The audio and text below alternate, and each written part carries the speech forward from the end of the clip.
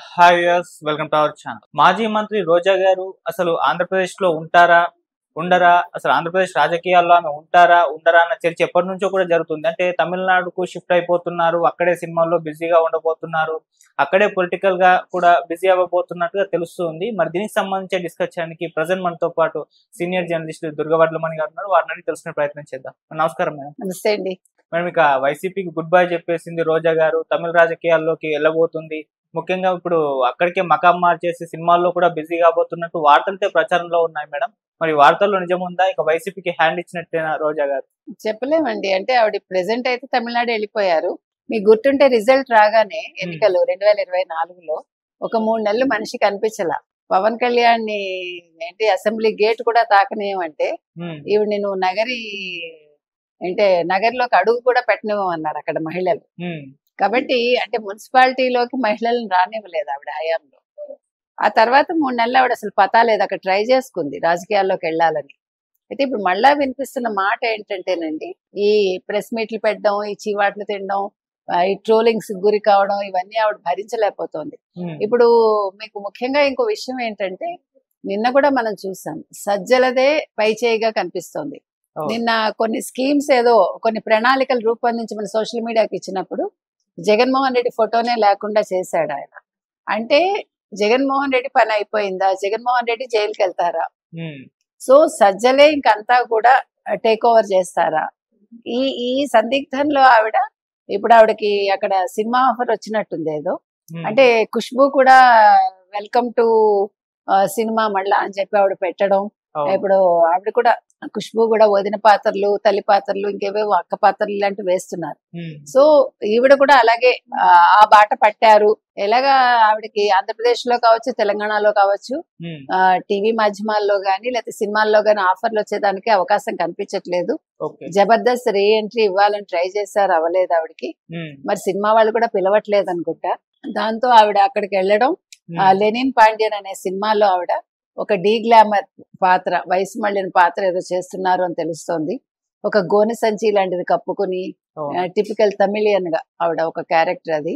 ఇందులో శివాజీ గణేషన్ మనవడు దర్శన్ గణేషన్ మొట్టమొదటిసారి అతను ఇంట్రడ్యూస్ అవుతున్నారు. ఇళయరాజా తమ్ముడు గంగయ్య అమరన్ కూడా ఇందులో ఒక క్యారెక్టర్ చేస్తున్నారు, ముఖ్యమైన పాత్ర పోషిస్తున్నారు.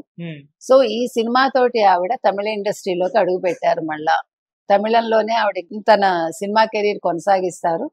పనిలో పని మళ్ళా అక్కడ ఏదైనా తమిళ పార్టీల్లో చేరతారా అనే మాట కూడా వినిపిస్తోంది. ఇప్పుడు తమిళ వెట్రి కழகம் ఏదైతే ఉందో విజయ్ పార్టీ, మరి అందులో మళ్ళా ట్రై చేస్తారా? ఎందుకంటే అప్పుడు విజయ్ వేరు, ఇప్పుడు విజయ్ వేరు కదా.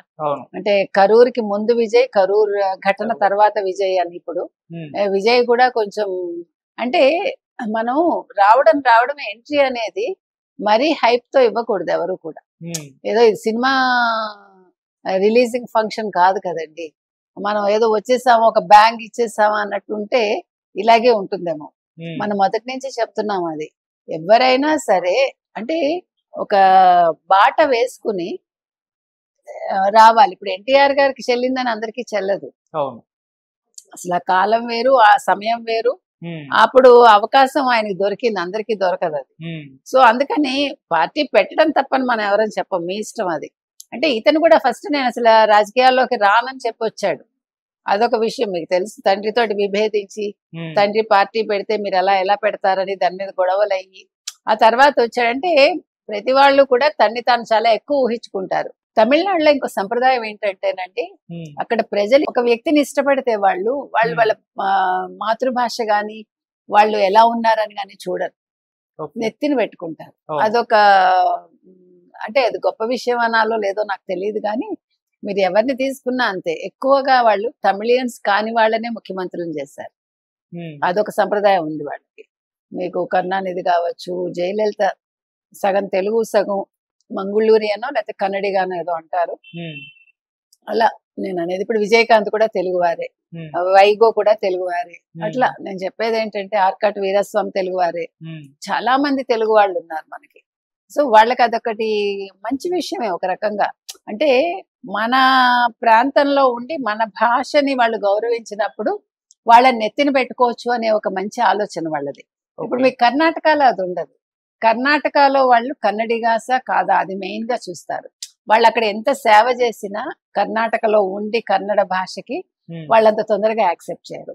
ఇంకొక విషయం ఏంటంటే ఇప్పుడు మన హీరోలు వేరే భాష వాళ్ళని పెళ్లి చేసుకున్నారు అనుకోండి, మనం వాళ్ళతోటి వాళ్ళ భాషలో మాట్లాడటానికి ప్రయత్నిస్తాం. ఓకే, మీరు గమనించండి, వచ్చి రాని ఇంగ్లీష్ లో, వచ్చి రాని హిందీలో వాళ్ళు ఏం మాట్లాడినా మనం యాక్సెప్ట్ చేస్తాం. బట్ కర్ణాటకలో అలా కాదు. వాళ్ళు ఒక కన్నడిగా కాని అమ్మాయిని పెళ్లి చేసుకున్నారు అనుకోండి, ఫస్ట్ ఆ చేసుకున్న అతను వాళ్ళ కుటుంబ సభ్యులు ఏం చెప్తారంటే, నువ్వు ఫస్ట్ కన్నడ నేర్చుకో, దే హ్యావ్ టు లెర్న్. మీరు సుమలత తీసుకోండి, చాలా మంది ఉన్నారు అట్లాగా. వాళ్ళు నేర్చుకుని తీరాలి భాష, లేకపోతే వాళ్ళు యాక్సెప్ట్ చేయరు. ఒక్క తెలుగు వాళ్ళు ఒక్కళ్ళేనండి తెలుగు తప్ప ఏదైనా మాట్లాడచ్చు. మన సంప్రదాయం తప్ప ఏ సంప్రదాయం అన్నా మనం అనుసరిస్తాము. లేకపోతే ఇప్పుడు రామరాజ్ పంచలు ఇంత ఫేమస్ అవడానికి కారణం ఏంటండి? మీరు రామరాజ్ పంచలు తీసుకుంటే కుడిపక్క కడతారు వాళ్ళు, అది మన సంప్రదాయం కాదు. మీరు మీకు వెంకటేష్ ఇస్తాడు దానికి యాడ్, వెంకటేష్ రైట్ సైడే కట్టుకుంటాడు. నేను ఎందుకు చెప్తున్నానంటే మనది కాంది మనం ఆదరిస్తాము, కానీ మిగతా వాళ్ళు అలా ఉండరు. కానీ తమిళ వాళ్ళు ఏంటంటే వాళ్ళ భాషకు గౌరవిస్తారు, వాళ్ళ భాషను గౌరవించే వాళ్ళని వాళ్ళు నెత్తిన పెట్టుకుంటారు. కాబట్టి ఇవాళ రోజా తెలుగు అమ్మాయి అయినా కూడా తను శంబరుత్తి అనే ఒక సినిమాతోటి, అంటే తెలుగులో చామంతి అని వచ్చింది అది, ఆ సినిమాతో అమ్మాయి చాలా పెద్ద హిట్ అందుకుంది. సో మంచి పేరు తెచ్చుకుంది అమ్మాయి తను. ఇంకొక గొప్ప విషయం మనం చెప్పుకోవాల్సింది ఏంటంటేనండి, మన తెలుగు యాక్టర్స్ భానుమతి గారు కావచ్చు, కన్నంబ గారు కావచ్చు, ఎస్వి రంగారావు గారు కావచ్చు, నాగయ్య గారు కావచ్చు, తర్వాత వచ్చిన యాక్టర్స్ అందరూ కూడా తెలుగు వాళ్ళందరూ వాళ్ళు చక్కటి తమిళ్ మాట్లాడతారు, ఇన్క్లూజివ్ ఆఫ్ రోజా. అదొక గొప్ప విషయం. ఇప్పుడు మన హీరోస్ కూడా చాలా మందికి మీకు తమిళ్ వస్తుంది. మహేష్ బాబు వీళ్ళందరూ చిన్నప్పుడు అక్కడ చదువుకున్నారు కాబట్టి కొద్ది గొప్ప తమిళ్ అయితే వస్తుంది వీళ్ళందరికీ. ఎస్పెషలీ అంటే మనకి మన భాష అనేది మనకి ఏ భాషనైనా మనం సులువుగా నేర్చుకోవటానికి అనువుగా ఉంటుంది, ఎందుకంటే మనకి మహాప్రాణాలు ఉన్నాయి కాబట్టి. అందుకని మన వాళ్ళు చాలా చక్కటి భాష మాట్లాడతారు, అది కూడా ఒక అడ్వాంటేజ్. కానీ తమిళ వాళ్ళు ఎవరు కూడా సరైన తెలుగు మాట్లాడరు. మీరు వాళ్ళ సినిమాల్లో కూడా మన తెలుగు అపభ్రంశంగానే ఉంటుంది. అది కోయంబత్తూరు తెలుగు, లేకపోతే చిత్తూరు బార్డర్ తెలుగు అట్లాంటివి పెడతారు తప్ప చక్కటి తెలుగు ఎవరు మాట్లాడరు. ఈవెన్ హీరోలు వచ్చినా కూడా సగం సగం తెలుగు మాట్లాడతారు, దానికే మనం ఆనందపడిపోతాం, అబ్బో వీళ్ళు భలే నేర్చుకున్నారని. కానీ ఈ విషయంలో ఇటీవలి కాలంలో నార్త్ ఇండియా నుంచి వచ్చిన అమ్మాయిలు చక్కటి తెలుగు మాట్లాడుతున్నారు, మీరు గమనించండి అది. సరే మొత్తం మీద ఇప్పుడు మీరు అలా అనుకుంటే సూర్యాని జ్యోతిగా చేసుకుంది, ఆ అమ్మాయి చక్కటి తమిళ్ మాట్లాడుతుంది. అంటే అది నేను అనేది, మీరు ఎవరినైనా చేసుకోండి, అది ఇక్కడ భాష ముఖ్యం అంతే, కులం మతం ముఖ్యం కాదు. మన భాష వాళ్ళు నేర్చుకుంటారా నేర్చుకోరా. నేను అమల మాట్లాడారు శివ రిలీజ్ ఫంక్షన్ లో, మంచి తెలుగు ఏం మాట్లాడింది ఆవిడ? ఇన్ని సంవత్సరాలుగా ఇక్కడ ఉంటే ఆవిడ ఎక్కడి నుంచో కలకటా నుంచి వచ్చి తమిళనాడులో చదువుకుని చక్కటి తమిళం నేర్చుకున్నారు ఆవిడ భరతనాట్యం నేర్చుకున్నారు. మరి ఇక్కడికి వచ్చి తెలుగు ఎందుకు నేర్చుకోరు? నా ప్రశ్న అది. మీకు అర్థమైందా? మన భాషని వాళ్ళు గౌరవించాలి, మన భాషని నేర్చుకోవాలి, చక్కటి భాషని. నేను అదొకటే చెప్తాను, మిగతావి నాకు అనవసరం. ఇప్పుడు మీ వ్యాపారాల కోసం, మీ సినిమా రిలీజింగ్ల కోసం మీరు 2 తెలుగు ముక్కలు మాట్లాడద్దు అంటాను. మాట్లాడితే చక్కటి తెలుగు మాట్లాడండి, లేదంటే మాట్లాడకండి. అంటే నేను అనేది అది. ఆ రకంగా రోజాకి మీకు అక్కడ రీఎంట్రీ అనేది చాలా సులభం అవుతుంది, ఎందుకంటే భాషాపరంగా సమస్య లేదు. అంతకు ముందు ఆవిడ తమిళంలో చేశారు, ఇప్పుడు కొత్తగా నేర్చుకోవాల్సింది ఏమీ లేదు. షీఈ్ ఎ గుడ్ యాక్ట్రెస్, ఆ విషయంలో మనకేమీ డౌట్ లేదు. అయితే రాజకీయంగా ఆవిడ తెలుగుదేశంలో ఉన్నప్పుడు రోజా, తెలుగుదేశం విడిచాక రోజా అనేది ఆ డిఫరెన్స్ ఉంది కాబట్టి మనం మాట్లాడుకోవడం. అంటే ఒక పార్టీలో చేరాక మనం బూతులు మాట్లాడాలి అని ఒక పార్టీ మీకు నిర్దేశించింది అన్నప్పుడు మీరు ఒక మహిళగా దాన్ని రిజెక్ట్ చేసి ఉండాలి.